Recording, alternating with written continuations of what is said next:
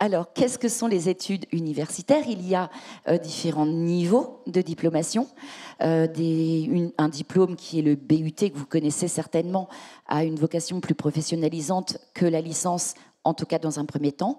Mais les deux diplômes tendent à la poursuite d'études et peuvent aussi donc, se faire écho l'un l'autre avec différentes passerelles. Donc la demande de spécialistes ne fait qu'augmenter, et les formations, bien évidemment, doivent s'adapter. Alors, on va commencer par vous, Marie-Pierre. Vous êtes chef du département réseau et télécom à l'IUT de Saint-Malo. Alors, qu'est-ce que ce but? À qui s'adresse-t-il? Et comment recrutez-vous les gens, les jeunes? Les accompagnez-vous? Alors le but, c'est bachelor universitaire de technologie. Alors moi, je vais parler plus pour la spécialité réseau et télécom. Donc c'est une formation universitaire de bac à bac plus 3. Ça se fait dans un IUT. Ça s'adresse donc, ça donne une licence professionnelle, effectivement. Ça s'adresse au niveau recrutement aux lycéens et lycéennes de bac généraux et de bac techno. Pour 50-50, à peu près moitié-moitié. Les bacs généraux, eh bien, c'est la spécialité mathématiques, NSI, physique, sciences de l'ingénieur.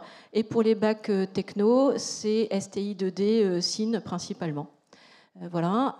Il est également possible de rentrer en troisième année en alternance, passerelle entrante, sur dossier et entretien pour des BTS Ciel IR et des BTS SIO. Donc, si on parle sur le contenu, c'est une solide technique, socle technique, on va dire plutôt. Il y a toute la partie réseau, donc tout ce qui est technologie de l'Internet, réseau d'entreprise. On va avoir toute la partie télécom, étude des supports de transmission, des signaux, des réseaux opérateurs, et puis toute la partie informatique, bien sûr, tout ce qui est base d'algorithmique, et puis toute la partie programmation. On insiste aussi sur les compétences transversales, on dit générales aussi, tout ce qui va être mathématiques, communication professionnelle, anglais, gestion de projet. Et puis, ils vont choisir un parcours à partir de la deuxième année, alors quelques heures en deuxième année et surtout en troisième année. Donc, on va proposer le parcours cybersécurité, le parcours développement système et cloud et le parcours pilotage de projet réseau. Alors, il faut savoir que le parcours cybersécurité est labellisé SecNumEdu par l'ANSSI, en tant que formation de l'enseignement supérieur en cybersécurité. Et alors cet enseignement de cybersécurité, entre autres, en plus de tout ce que j'ai cité, eh bien, on aura toute la partie base de crypto, toute la partie architecture sécurisée, toute la partie audit de sécurité, toute la partie... il y a plein de choses, hacking éthique, réponse à incidents, voilà, tout ce qu'on a pu déjà citer dans les différentes conférences. Et après, donc, on a cité le contenu. Cette formation peut se faire aussi bien à temps plein, c'est-à-dire avec un statut étudiant, que ça peut se faire aussi en alternance. Et on le propose à Saint-Malo à partir de la première année, ou du coup sur les 3 ans, ou alors à partir de la deuxième année. Et la troisième année se fait exclusivement en alternance. Voilà. Alors, pour les premières années, pour des lycéens, il ne faut pas avoir peur. On est là aussi pour les guider, puisqu'on fait de l'alternance depuis plus de 25 ans. Donc, on met en place à la fois une aide pour le CV, la lettre, passer des entretiens. On organise des job dating, on organise un forum des métiers du numérique. Voilà, on met tout en place, que ce soit pour l'alternance de première, deuxième ou troisième année. Voilà. Donc voilà un premier panorama pour un niveau Bac plus 3 à l'université, à l'IUT, pour décrocher le BUT. Mais alors, côté licence, côté UFR informatique électronique, par exemple, Sophie, vous êtes directrice de l'ISTIC. Oui. Oui, en effet. Donc, à l'ISTIC, on porte toutes les formations de licence et de master en informatique et électronique. Et là, on développe depuis quelques années pas mal de formations autour de la cybersécurité. Alors, la différence avec le but, c'est qu'on va avoir des formations quand même avec des exigences un peu plus théoriques. Mais on va avoir aussi moins d'heures de cours, donc plus de travail personnel en dehors des cours. Donc, c'est un petit peu différent. Il n'y a pas mieux ou moins bien. Ça, c'est important pour les lycéens.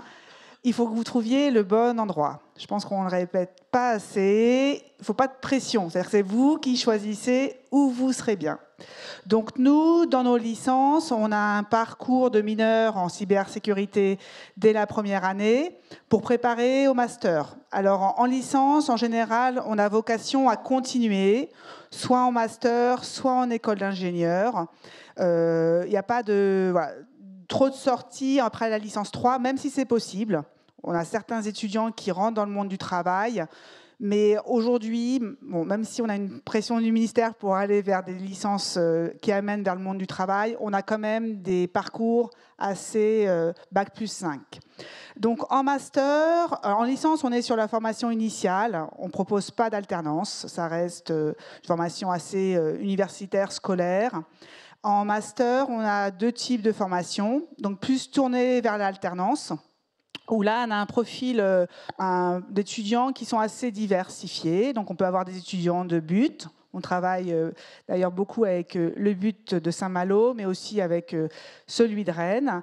Et donc là, voilà, avec des profils assez divers. Et on a aussi des masters qui emmènent vers plutôt les métiers, je dirais, d'expertise. Alors, pas forcément que de la recherche, mais on a aussi des masters qui amènent vers le milieu de la recherche. Donc en informatique, mais à l'université de Rennes, on a aussi des masters crypto qui seront du coup plutôt tournés vers les mathématiques. Et en général, les masters informatiques et mathématiques ont des enseignements communs sur des vrais aspects cyber, ça peut être gouvernance, sur plutôt ce qui est commun. Voilà. Mais par contre, en maths ou en informatique, ça va être assez séparé. Voilà. Je ne sais pas si vous voulez plus de... Si, alors donc UFR, informatique électronique, pour se spécialiser en master vers la cyber. Oui. Alors là, j'ai passé la parole à Guy, qui est donc à l'UBS, à la faculté des sciences et des sciences de l'ingénieur. Donc, c'est quoi la différence par rapport aux profils qui peuvent intégrer vos licences, la différence entre peut-être les enseignements qui sont portés pour arriver donc à une licence qui va aussi permettre d'intégrer les masters colorés cyber et les mêmes masters? En fait, on est sur des territoires différents, donc je pense que ça apporte une complémentarité quand on arrive... Oui, parce qu'on a quand même des post-bacheliers qui ont besoin de rester pas trop loin de chez leurs parents. Donc l'idée, c'est qu'il y ait une offre sur le territoire qui soit assez complète. Donc il n'y a pas de concurrence, il n'y a pas d'opposition. Je pense que c'est juste complémentaire, comme avec le but, et il ne faut pas du tout opposer les choses. Je pense qu'on a des profils qui peuvent être les mêmes. Je parlais notamment en termes de poursuite. De spécialité. Alors nous, on peut avoir des parcours on a un parcours RSSI. Je pense qu'à l'UBS, ils ont d'autres parcours spécifiques. Nous, on a un parcours cybersécurité, cyber school, qui amène vers les métiers quand même de la recherche. Et chaque entité, chaque université va avoir ses parcours spécifiques. Et on essaye, en tout cas dans le cadre de projets communs, d'avoir des parcours qui couvrent un peu l'offre de formation de la cyber. Oui, tout à fait. Effectivement, l'idée, c'est... Alors, sur le niveau licence, on est sur des choses assez équivalentes, parce qu'effectivement, on est sur les fondamentaux à la fois techniques et théoriques. Après, sur le niveau master, on a une offre qui est complémentaire.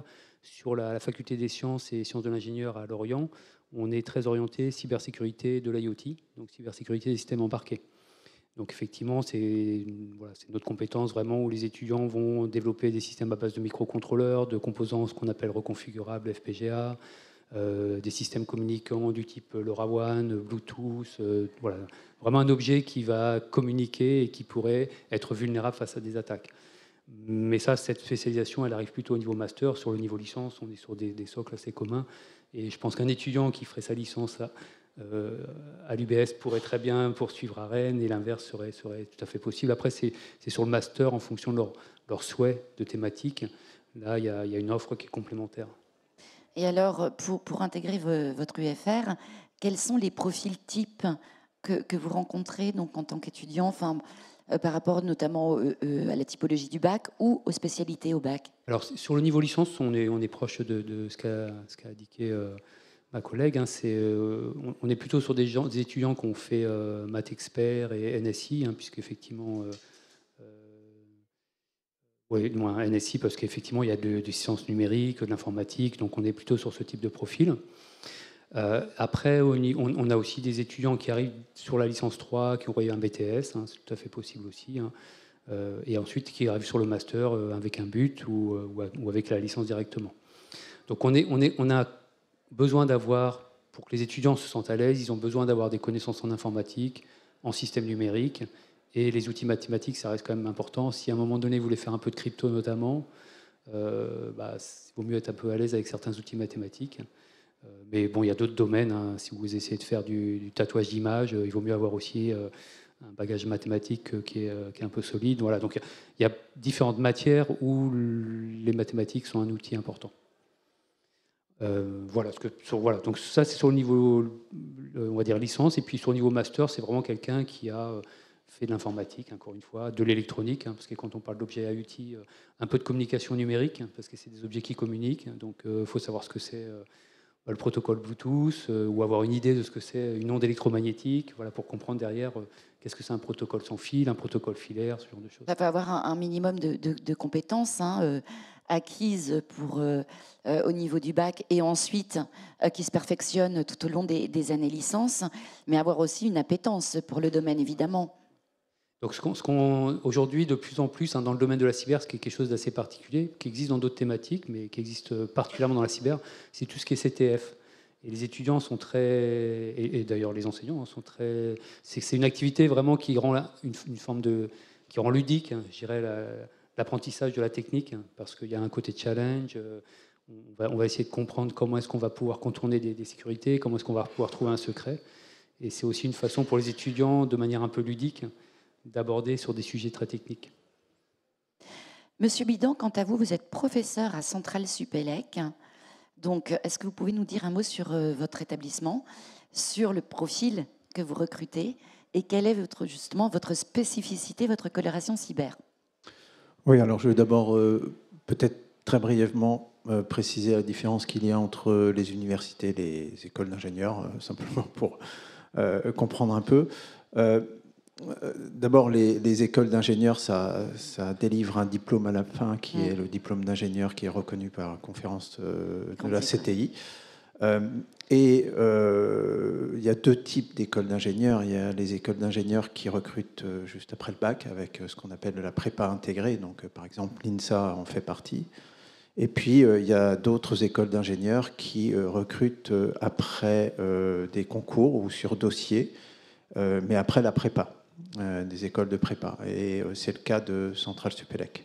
Prépa ou bac plus 2 plus 3 pour certaines. Bac plus 2 plus 3, il y a des passerelles qui existent à différents niveaux en fonction des écoles.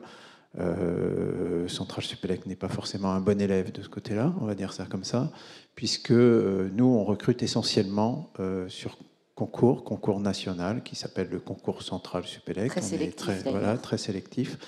Et après prépa, et essentiellement après des étudiants qui ont suivi la filière MP. Donc voilà, donc une formation en 3 ans. Nous, notre formation, elle se veut généraliste. Toutes les écoles centrales forment des ingénieurs, ce qu'on appelle des ingénieurs généralistes. Ce sont des ingénieurs qui, normalement, abordent toutes les thématiques de l'ingénierie. Pour autant, face à une problématique qui est aussi importante que la cybersécurité, il a été décidé qu'on faisait une exception un peu à la règle et que, alors ça a été décidé il y a de longue date, c'est parce que c'était une de nos activités de recherche, donc ça a un peu biaisé un peu le discours, mais il a été décidé qu'on allait créer dans un premier temps une option de 3e année qui permet de se spécialiser dans ce domaine-là. Ça veut dire un niveau bac plus 5. Voilà, une option de 3e année, donc un bac plus 5, juste avant d'obtenir un diplôme. En parallèle, on a un master spécialisé qui s'est créé et donc qui permet à des gens en formation continue d'également se former à la cybersécurité.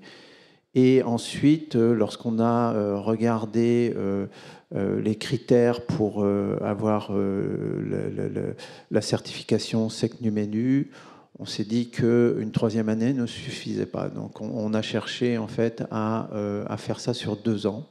Donc on a tordu un peu le bras à notre cursus généraliste pour quelques étudiants. Donc les promos, c'est 1000 étudiants. Et nous, on en sélectionne, sur ces 1000-là, on en sélectionne 25 qui sont motivés. C'est essentiellement la motivation sur les 1000 étudiants. C'est le seul critère ?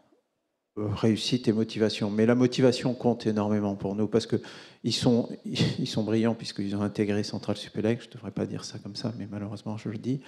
Ils ont réussi le concours, donc ils sont brillants. Donc après, on les sélectionne sur leur motivation.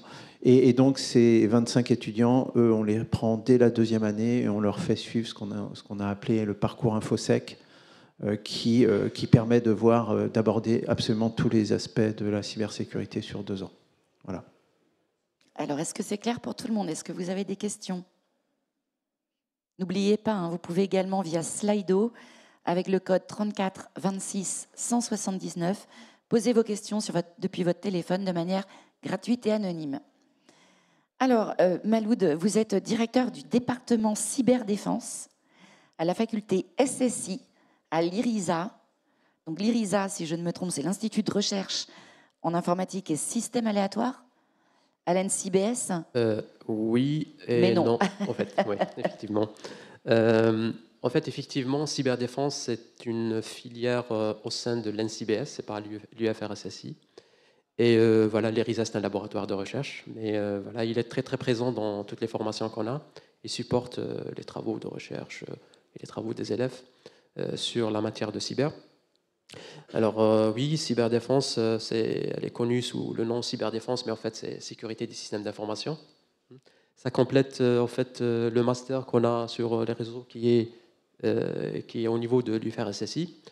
Et ça complète aussi une autre filière qui est à côté, à l'NCBS, parce qu'on a 2 filières qui représentent le thème cyber. On a une filière qui est beaucoup plus sur informatique, cybersécurité. Et à côté, nous sommes là, la filière de cyberdéfense. On est beaucoup plus sur des aspects défense opérationnelle.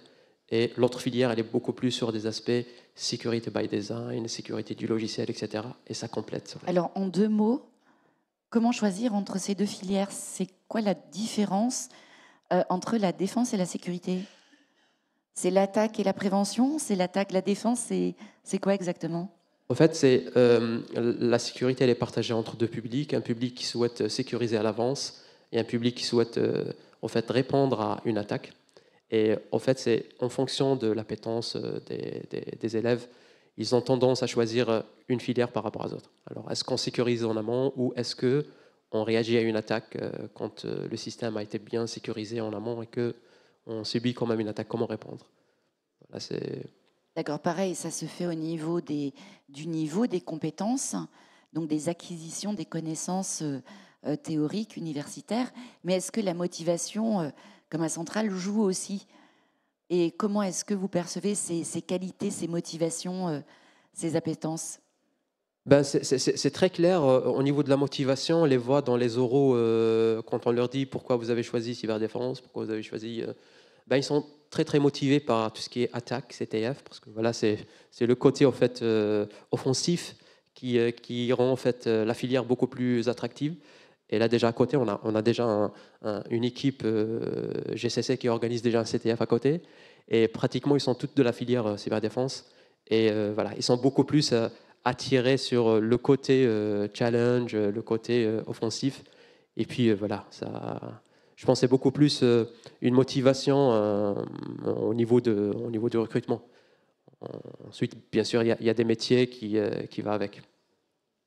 Alors, avant d'aller plus loin, après un BUT, Marie-Pierre, comment vos étudiants, est-ce qu'ils poursuivent leurs études et vers quel type de structure ou vers quel diplôme, comment ils se spécialisent ? Ou est-ce que, puisque vous avez évoqué l'alternance, ils restent justement dans l'entreprise dans laquelle ils ont suivi le parcours ? Alors, il y a plein de possibilités, effectivement. Donc, soit ils intègrent une école d'ingénieur après la 2e année, après le BUT 2, soit ils intègrent école d'ingénieur ou master, comme on citait tout à l'heure RSSI, après le BUT 3. En général, elles sont toutes en alternance, effectivement, surtout qu'ils ont goûté la partie alternance, on va dire, au niveau du BUT. Ils restent en alternance. Alors, Ça peut être la même entreprise, ça peut être aussi une autre entreprise, puisqu'il y a de toute façon un changement de contrat et à eux de définir. Leur CV est assez complet, ils peuvent postuler dans plein d'entreprises différentes. Voilà. Il y a bien sûr possibilité aussi d'insertion professionnelle à but 3, on en parlait aussi tout à l'heure. Hein. Voilà. Et les entreprises visées, ça peut être aussi bien des ESN, ça peut être aussi des grands comptes, des opérateurs, des administrations aussi, on ne peut pas les oublier, et avec des métiers qui sont très divers. Hein. Ils vont être, si on parle d'ingénieur, tout ce qui est ingénieur cybersécurité, ça peut être ingénieur dans la partie infrasécurisée, ça peut être voilà, un peu tout ce qu'on a cité tout à l'heure. Donc là, on a bien vu un niveau Bac plus 3, Bac plus 5, Bac plus 6, mais quid de l'insertion professionnelle quand on se dit ingénieur, c'est quoi être un ingénieur? Quelle est la définition? Moi, nous, on forme des étudiants de master. Alors, juste une spécificité qui nous rassemble ici, c'est qu'en fait, les enseignants sont souvent issus du milieu de la recherche. Donc, vous êtes formés par la recherche, en fait. C'est-à-dire qu'avec des experts en face de vous. Et c'est ce qui est assez spécifique aux écoles qui sont raccrochées aux labos de recherche, donc le Centrale Supélec, l'NCBS, ou les UFR ou les IUT. Il y a quand même, ça, c'est vraiment une spécificité des études qui sont raccrochées aux universités ou aux grandes écoles, ce qui peut être différent dans d'autres structures. Donc ça, c'est vraiment important de le dire parce que ça change aussi la qualité de la formation que vous allez recevoir quand vous avez des experts sur un domaine. Nous, on forme des masters. Alors, il y a vraiment, en France, c'est assez spécifique, ingénieur, master. Nos étudiants ont souvent des postes d'ingénieurs, voilà, avec des profils souvent différents. Je dirais que nous, ils sont plus experts et peut-être un peu moins à l'aise pour manager des projets, ce qu'on ne leur enseigne pas forcément de manière massive. Donc, voilà. Mais nous, en tout cas, l'insertion, je pense qu'on va avoir la même réponse, est totale. C'est-à-dire qu'il n'y a pas d'échec. Alors, l'ingénieur, c'est quelqu'un qui a des compétences techniques, qui peut justement gérer un projet. Mais dans ce que vous avez dit, il y avait le mot management. Alors, est-ce que ça veut dire que c'est une personne qui devient, en tant que chef de projet, mais chef d'équipe également, et qui s'entoure de techniciens, peut-être, ou d'autres professionnels experts pour, justement, chacun à son niveau, mener à bien le projet en question ? Alors j'ai bien aimé la réponse parce que la réponse montre qu'il y a une difficulté en France où l'ingénieur, c'est à la fois un poste dans une entreprise et c'est également un diplôme. Alors on peut être ingénieur dans une entreprise sans avoir un poste et on peut même être prof dans une école d'ingénieur comme je le suis sans être ingénieur, ce qui est mon cas. Donc voilà, c'est un peu compliqué. C'est révélateur d'un niveau social aussi. Voilà. Quoi qu'il en soit, je pense que, et tu l'as bien exprimé aussi, la différence, c'est que le cursus universitaire oriente plutôt vers les fondamentaux scientifiques, alors que les écoles d'ingénieurs cherchent à ouvrir vers alors ce qu'on appelle aujourd'hui les soft skills, ouais. Les choses comme ça, donc toutes les compétences qui sont annexes, que ça soit management, que ça soit gestion de projet, que ça soit des choses comme ça, même si il y en a également dans les universités aujourd'hui, mais historiquement c'est un peu ça, et donc historiquement avec également une meilleure compréhension de ce que c'est que l'entreprise, parce qu'ils ont des cours autour de ça. Et on essaye de les accompagner au mieux. Donc je dirais que l'intégration, elle est peut-être un peu plus rapide, entre guillemets, et je sens bien qu'en disant ça, c'est pas tout à fait vrai, parce qu'il y a également des stages, mais bon, voilà. Et en tous les cas, peut-être une appétence un peu plus importante au management, et donc une montée un peu plus rapide vers des métiers de chef de projet ou des choses comme ça. Voilà. Mais après, la différence n'existe plus. C'est-à-dire que, alors moi j'ai toujours tendance à dire, quelle que soit l'école, ceux qui sont très bons sont très bons. Et ceux qui seront dans l'entreprise très bons, ils seront très bons. Et donc le diplôme disparaîtra au profit de la carrière qu'ils font. Un petit complément. Il y a aussi, donc effectivement, moi je rejoins ce que tu as dit, c'est vrai qu'à l'université, aussi par le volume horaire qu'on a, les étudiants ont un volume horaire qui est plus réduit. On est plutôt sur des matières, effectivement, on va dire théoriques ou techniques. Néanmoins, comme aujourd'hui, on est beaucoup plus ouvert à l'alternance, donc typiquement, c'est le cas, effectivement, dans le master dans lequel je parle. mais c'est vrai dans plein de masters. Les étudiants sont en alternance et certains, finalement, à travers leur expérience en tant qu'alternants, développent le côté gestion de projet et finalement vont aller plutôt vers une carrière de gestion de projet, plutôt par appétence personnelle, parce qu'effectivement, ils sont dans entreprises, on leur a donné l'opportunité d'être un peu sur de la gestion de projet, ça leur a plu, et ils vont vers ça. Et d'autres étudiants qui ont plutôt un intérêt très fort pour la technique, pour une expertise vraiment scientifique, eux vont plutôt aller vers ce côté-là, soit pour faire de l'audit, soit pour faire de la conception.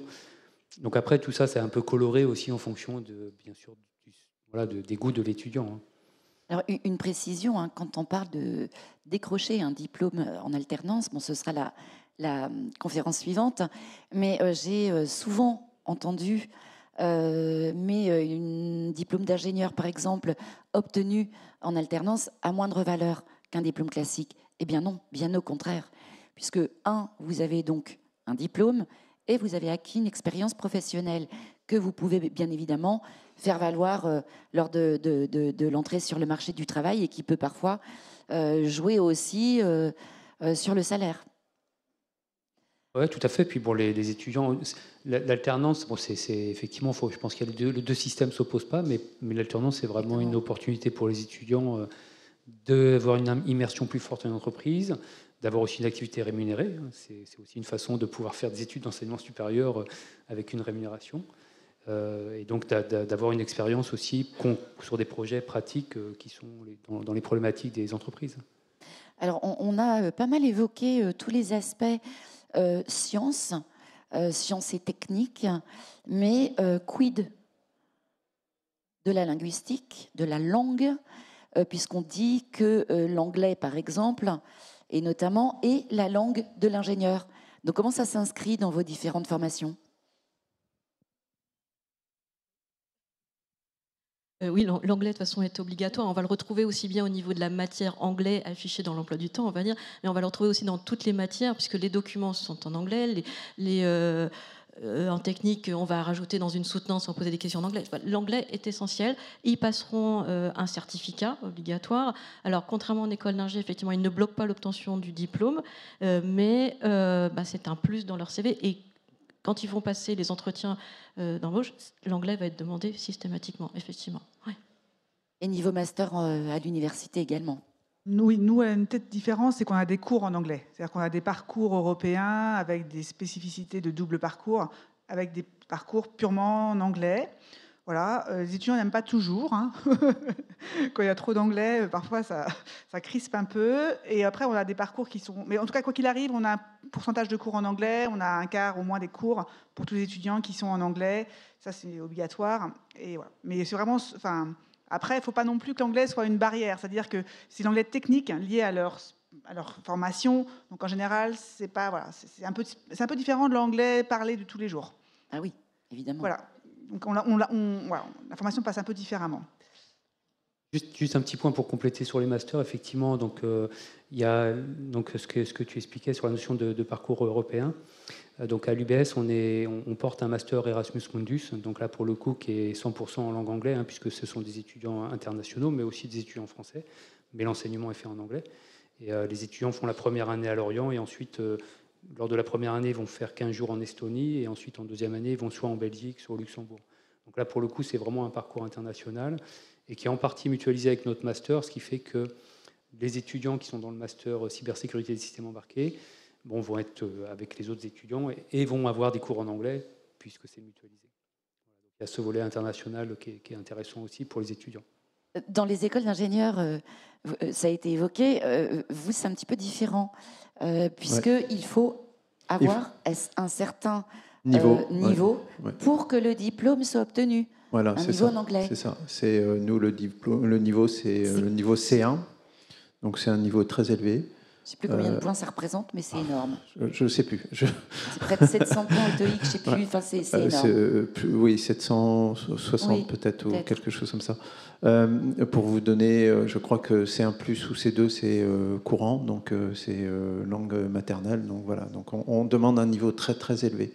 Donc ça veut dire qu'on a beau avoir obtenu tout ce qu'il faut dans toutes les autres matières, si ce niveau en anglais n'est pas atteint, on n'obtient pas le titre d'ingénieur. Absolument, absolument. De la même manière on recommence l'année prochaine.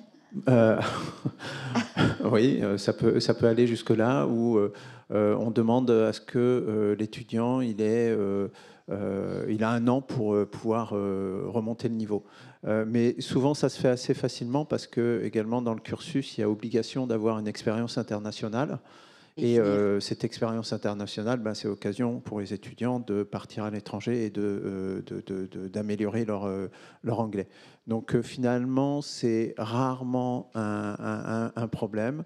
C'est un problème en fait essentiellement pour les étudiants alors les apprentis pour le coup, parce que les apprentis, l'expérience internationale, elle est moindre, elle est un peu plus compliquée à mettre en place, parce que quand ils sont en contrat avec l'entreprise n'a pas très envie de les voir partir pendant 6 mois.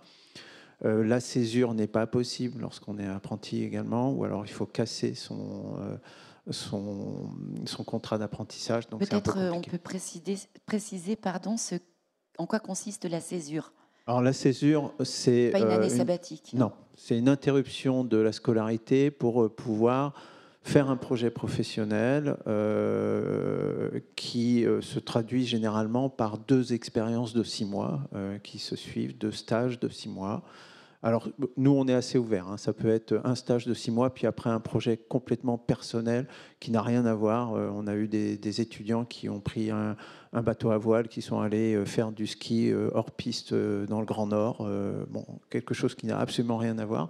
Mais à côté de ça, ils avaient quand même travaillé sur la préparation du projet. En fait, ils étaient, entre guillemets, évalués sur la préparation du projet, même si l'école n'a pas le droit d'évaluer l'activité qui est faite pendant la césure. On autorise la césure, on s'assure que la césure se déroule bien, mais on n'évalue pas la césure.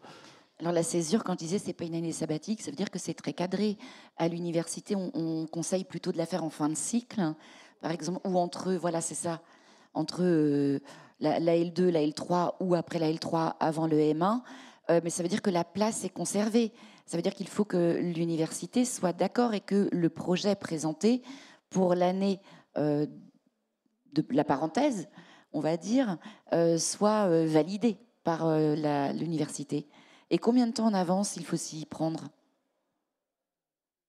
Alors, nous, c'est 6 mois, donc c'est entre la 2e et la 3e année, c'est 6 mois à peu près, pour préparer l'alternance. Alors nous, on a un petit dispositif différent, c'est-à-dire qu'ils peuvent aussi prendre une césure plus courte. Ça peut être aussi un semestre à l'université ou 1 an, mais c'est pareil, c'est 6 mois. Et on a aussi des projets personnels, je rejoins, avec des sportifs parfois ou des artistes. Et ça, c'est une opportunité vraiment que je trouve très chouette. On a eu des danseurs qui prennent 1 an de césure pour avoir un double projet au final. Mais c'est vraiment une opportunité. Des services civiques aussi. Alors on a donc en Centrale Supélec, c'est pas le cas parce que quand ils arrivent, c'est que déjà ils ont fait le travail. Nous, les étudiants parfois qui sont un petit peu en questionnement sur l'orientation. Alors quel master je vais faire ? Est-ce que je suis au bon endroit ? Donc la césure permet aussi d'aller faire des stages dans d'autres disciplines ou aller suivre un diplôme ailleurs. Ça c'est aussi une opportunité. Donc il y a quand même plein de choses chouettes. Dans un cadre hors Erasmus. Hors Erasmus, voilà, ça peut être vraiment très libre et donc c'est vraiment chouette. Et après, ils gardent aussi, il y a des questions de droit aussi qui protègent l'étudiant. Donc c'est des opportunités qui sont peut-être pas assez utilisées. Moi, je prône assez. Je pense qu'en France, on le fait moins que dans d'autres pays. Ça permet aussi à l'étudiant de prendre de l'air, respirer un grand coup, dans ses études ou une ouverture sur autre chose. Et puisque c'est bien ficelé, ça ne peut qu'enrichir le parcours et donc le CV du jeune diplômé. Tout à fait, ça c'est proposé également en but, entre la 2e et 3e année. Il y a 2 possibilités, soit une année de césure, effectivement, mais très souvent il y a une convention qui a été signée entre l'université et l'école où va aller le jeune, pour des questions effectivement de droit, entre autres. Et ça peut être aussi une année où il fait sa formation dans l'université ou l'école où il est, et il obtient le diplôme. Il y a deux possibilités aussi qui sont mises en place dans le cadre du nouveau but. Voilà. Est-ce que vous avez des questions ? Alors moi j'en ai. Alors donc on a fait un petit peu le tour des différents cursus, mais une fois diplômé, combien de temps ou comment fait-on, comment accompagnez-vous vos jeunes sur le marché du travail ? Est-ce qu'ils ont des propositions bien avant la diplomation. Est-ce que, oui, ça vous fait rire parce que je sais que c'est un secteur où il n'y a pas assez de diplômés, c'est ça ? Oui, en fait, il y a des conférences, des présentations des entreprises sur l'heure du midi, par exemple. Et en fait, c'est déjà... Voilà, ils viennent déjà discuter avec les étudiants et les entreprises sont partenaires aussi dans tout ce qui peut être journée de simulation de recrutement, dans ce qui peut être soutenance, ce qui peut être forum des métiers, et les recrutements sont déjà faits avant la diplomation. Donc il n'y a aucun problème pour ça. Et dans quel type de structure ? Les structures publiques au niveau de l'INCIBS, en particulier en cyberdéfense, comme les élèves sont en alternance, pratiquement, on a 95% des apprentis qui sont pris directement en CDI. Et il y a ceux qui veulent pas, ils veulent choisir une autre trajectoire de carrière, mais pratiquement, ils sont pris à la toute dernière année. Alors, ceux qui préfèrent choisir une entreprise différente de celle dans laquelle ils ont suivi les études en alternance, est-ce que c'est l'attractivité du salaire puisque je crois qu'il peut y avoir quelques concurrences entre les entreprises et peut-être aussi les structures ou d'État ou privées. Comment ça se passe ? Généralement, ceux qui ne souhaitent pas continuer avec une entreprise, ils ont vraiment des objectifs un petit peu qui dépassaient leurs objectifs de départ. Et puis, effectivement, c'est un contrat de 3 ans. Les objectifs changent chaque année. Et effectivement, en fait, c'est la majorité des apprentis sont directement CDIsés à leur entreprise. Juste un petit point sur les structures. En fait, il y a toutes les structures. Ça peut être la petite entreprise avec une personne ou 2 personnes, la PME, jusqu'au grand groupe comme Thales, comme ST. Enfin, là, ça peut aller vraiment sur toutes les typologies. Et il y a aussi un certain nombre d'étudiants, comme tu le disais.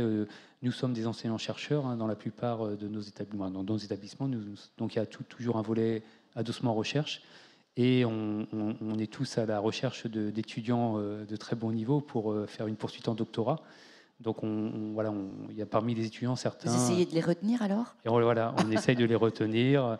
Et une fois qu'ils ont découvert les environnements du laboratoire, en général, ils aiment ça. Donc, il y a aussi cette continuité-là. Donc, ce n'est pas la majorité, mais tous les ans, il y a quelques étudiants qui vont aller faire un doctorat. Et puis, ensuite, derrière... Alors, j'imagine, quand on sort diplômé de Centrale Supélec, on a une pléthore d'offres. Oui, avec des salaires très attractifs. Salaires très attractifs, beaucoup de propositions et beaucoup d'étudiants qui sont embauchés avant la fin de leur stage. C'est-à-dire que leur stage se termine par un CDI et voilà. Ce qui pose un problème lors de la soutenance, enfin moi, un petit problème, j'ai toujours un petit problème par rapport à ça, parce que même si on peut être critique par rapport au travail réalisé, étant donné que l'entreprise a signé le CDI, c'est que l'entreprise était très contente de l'étudiant. Donc bon, c'est toujours un petit peu compliqué, mais bon, ça, on arrive quand même à s'y faire. Du coup, il n'y a pas de baisse de motivation pour terminer les études de la part du jeune ? Ouais. Si, ouais. Beaucoup d'étudiants nous finissent aujourd'hui plutôt dans les cabinets dans les entreprises de conseil. La raison est simple. Comme le marché est tendu, si vous n'arrivez pas à recruter, vous faites appel à des cabinets d'audit, de conseil pour vous aider. Et donc, finalement, c'est là qu'il y a beaucoup de travail, et donc nos étudiants vont là. Mais ce n'est pas exclusif. Alors, ça peut être des équipes de conseil dans des grands groupes, dans des petits groupes, dans des petites entreprises, dans des grandes entreprises. On a également certains d'anciens qui créent leur entreprise. On en a certains qui ont créé leur entreprise, des belles réussites. Et puis, on arrive également à en garder quelques-uns en recherche. C'est un peu compliqué, mais on arrive quelquefois. Donc, vous avez parlé de jeunes qui créent leur entreprise. Donc, l'auto-entrepreneuriat est très présent également dans le secteur cyber. Plus qu'ailleurs ou à peu près pareil ? Je dirais que c'est à peu près pareil. Donc, l'entrepreneuriat, et les étudiants sont accompagnés durant tout le cycle universitaire s'ils souhaitent avoir un projet d'entrepreneuriat. Et c'est indépendant du domaine. Donc, en tout cas, l'expérience sur Lorient, elle n'est pas plus dans la cyber que dans d'autres domaines. C'est plutôt des étudiants qui ont cette appétence d'aller vers la création d'entreprise. Alors, cette conférence touche bientôt à sa fin. Vous êtes donc assez nombreux. Donc, j'espère qu'on a apporté des petites réponses à vos questionnements. Mais le mieux, c'est peut-être d'aller vous rencontrer directement sur les stands, mais également lors des journées portes ouvertes. Alors, est-ce que vous avez les dates de vos JPO en tête ?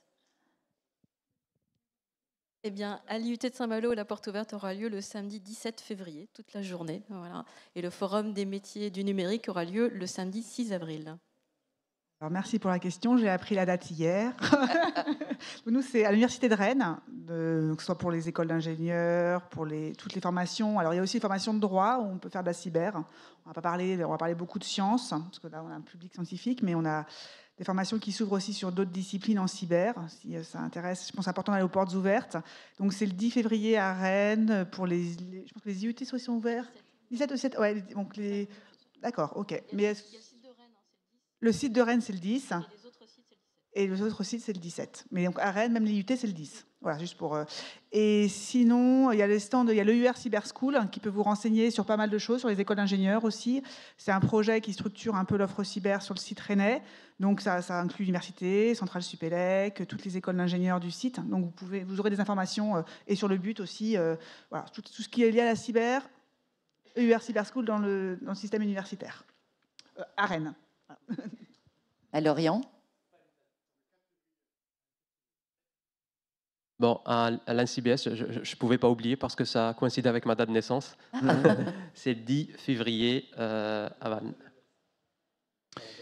Et à Centrale Supélec, alors on n'a pas de porte ouverte sur le campus de Rennes. On a sur le campus de Saclay et c'est samedi. Ah bah oui. Ce samedi. Donc voilà.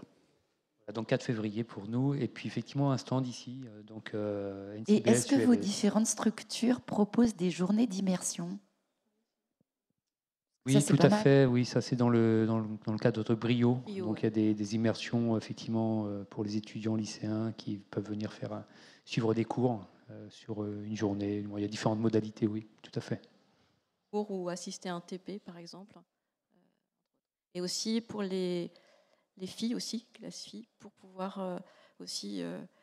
Donc il y a des conférences et des TP avec des filles. Donc sur Rennes en fait. Et nous, on a deux dispositifs. On a un dispositif local où on accueille des lycéens, des collégiens, et puis même des enfants de primaire. Et au niveau national, on a un dispositif qui se met en place en juin-juillet, où on accueille quelques étudiants et on leur fait avoir des cours pour leur faire comprendre ce que c'est que le métier d'ingénieur et leur donner envie de se lancer dans l'aventure. C'est un dispositif qui a but social, c'est-à-dire qu'on vise avant tout des étudiants des futurs étudiants qui seraient boursiers, et également un objectif de diversité, puisqu'on privilégie également la gente féminine. Diversité, sociale, inclusion. Les filles surtout, oui. Ben là, ça va, vous êtes deux. C'est pas mal. Voilà, en tout cas, donc, merci de votre attention. Et puis surtout, n'hésitez pas à profiter des initiatives proposées par les différentes structures présentes ici. Ce sera l'occasion pour vous d'aller plus loin, d'avoir des informations plus personnalisées, de pouvoir échanger avec les étudiants et puis conforter votre envie d'embrasser les études de la cyber pour vous épanouir ensuite dans ce secteur. Ben, merci beaucoup et très bonne continuation. Bonne journée.